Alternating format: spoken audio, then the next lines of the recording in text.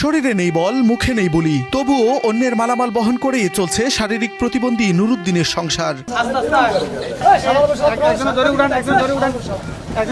ক্যান্সারে আক্রান্ত মা অসুস্থ বাবার পাশে দাঁড়াতে প্রতিদিন ভোরের আলো ফোটার আগেই শুরু হয় নুরুদ্দিনের পথচলা। গন্তব্য ভোলার বেদুরিয়া ঘাট।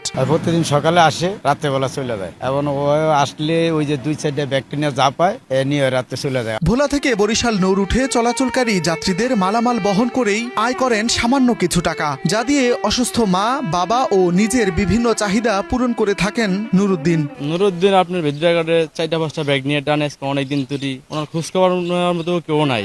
শরীরে স্বাভাবিক শক্তি নেই, চলাফেরাও কঠিন, কথা বলতে পারেন না ঠিক মতো। দু একটি শব্দ আর হাত চোখের ইশারাতেই নিজের কথা বোঝান তিনি।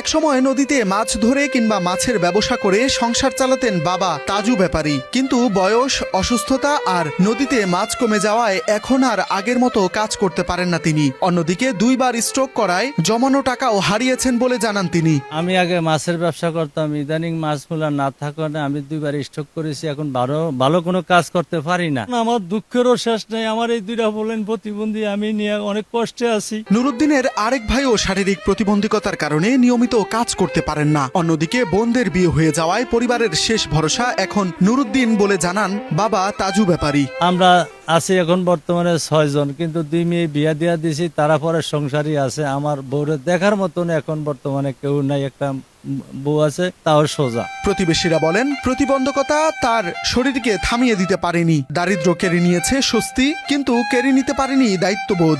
মায়ের মুখে একটু হাসি ফোটাতে, পরিবারের চুলায় একবেলা খাবার জ্বালাতে প্রতিদিন নিজের সীমাবদ্ধতার সঙ্গেই অসম এক লড়াইয়ে নামেন নুরুদ্দিন।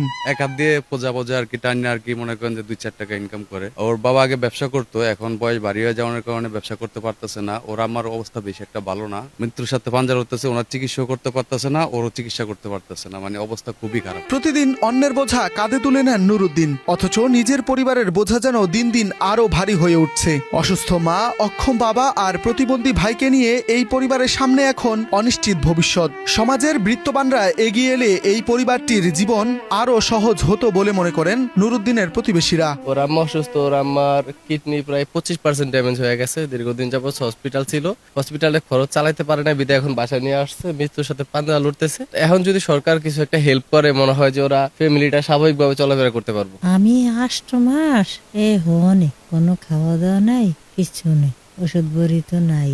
ওষুধ বড়ি খাইলে ভালাম, টিয়া থাকলে ওষুধ কিনতাম, টিয়া নেই, ওষুধ কিন